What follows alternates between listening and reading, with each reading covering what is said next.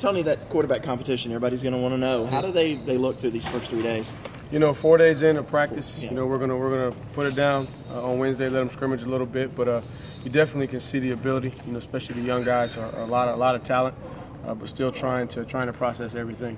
Really like the confidence level that Kelly's come out with, and seems to be the most consistent, day in and day out. So excited, and Tucker, Tucker's much improved from the fall. So, really until we can let those guys scrimmage and get us off the field, kind of slow down with the installation and see how they handle it. But so far, pleased with the confidence, but still got some work to do. How have you been managing the reps with those guys?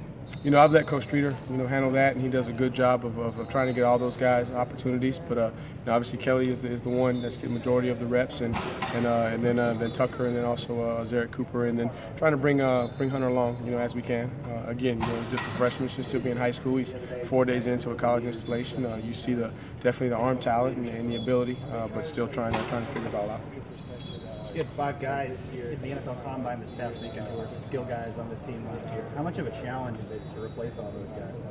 But we believe that as a program, we've recruited well. So that's the great thing about college football is those guys got to go at some point.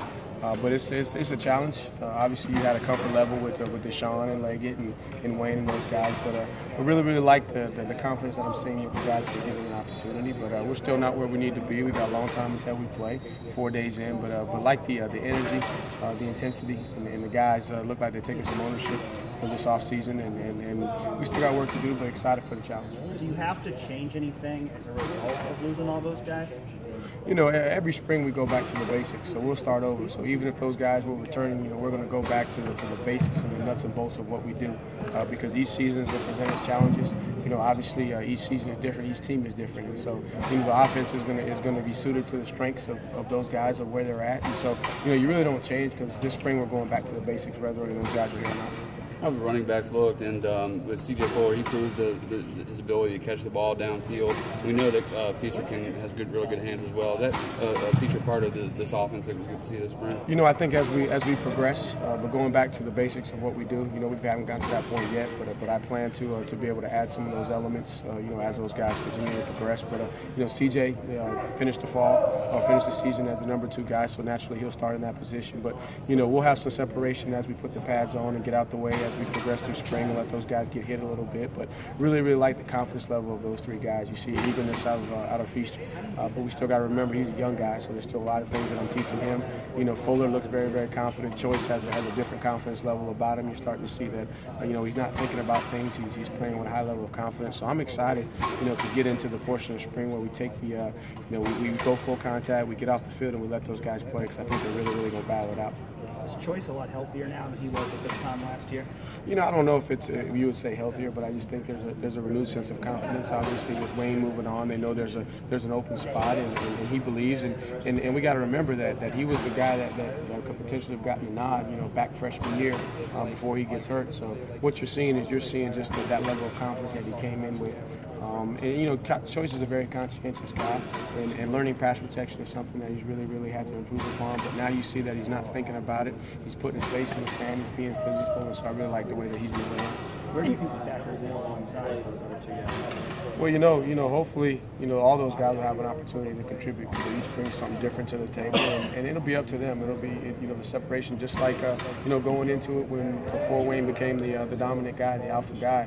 We were planning on playing all those guys, but he took it upon himself to separate. So, I'm excited. I think Choice has the potential to be the guy to separate from the pack, just like Fuller does, just like Feaster does. But it's going to be on them. Every single day they come to practice, they got to be consistent.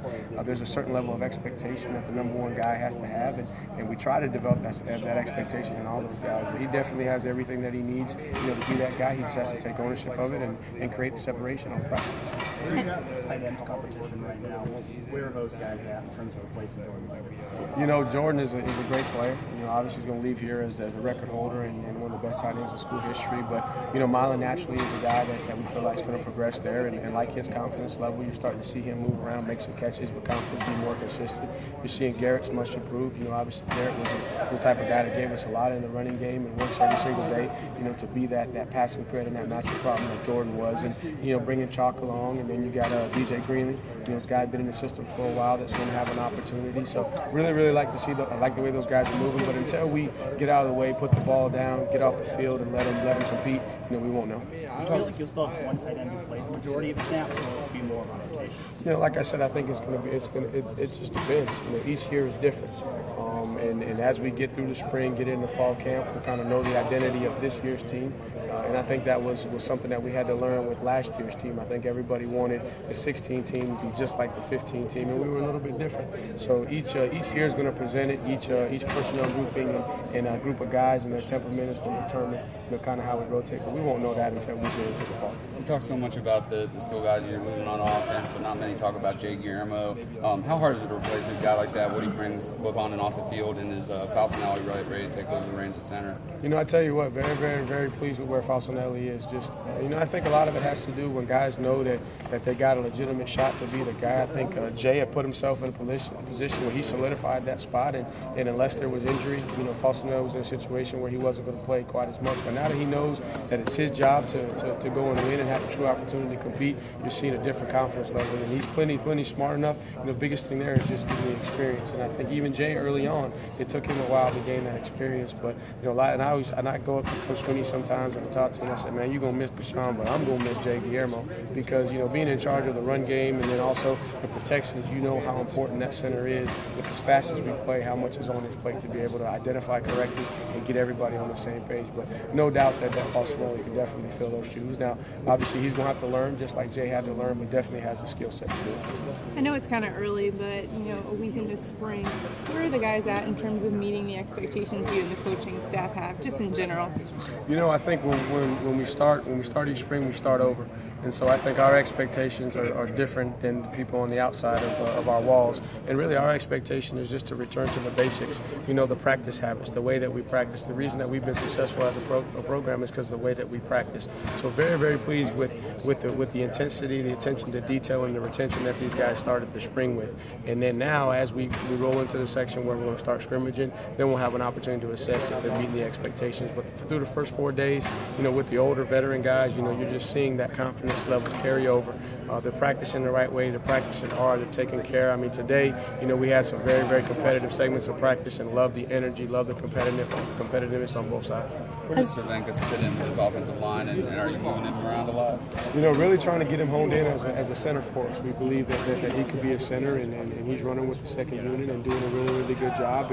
And I know Coach Caldwell is probably say something different than me because those are his guys, and he's going to be as tough as he can. But for a guy that hasn't played any offense, in his background, a defensive guy moving over during the season, not having a spring to see where he's at and just the level of comprehension that he has. Still got a lot of things to work on. He's still learning how to snap, but I think he's going to be a guy that can compete at the center spot, as he gains some experience. Has anyone or anything surprised you 4 days in? Just the first day, it was very good from just a tempo and an execution standpoint, and it really pleased so far with the execution. It seems like guys know what they're doing now. There's a lot of technical issues, a lot of fundamentals and technique things that we got to clean up, and that's what practice is for. But just overall, I like the spirit. Ray and Dion are really embracing their opportunity, and you're seeing those guys that are practicing at a high level. Really pleased so far with Cornell Powell. You see that he's kind of starting to take that next step.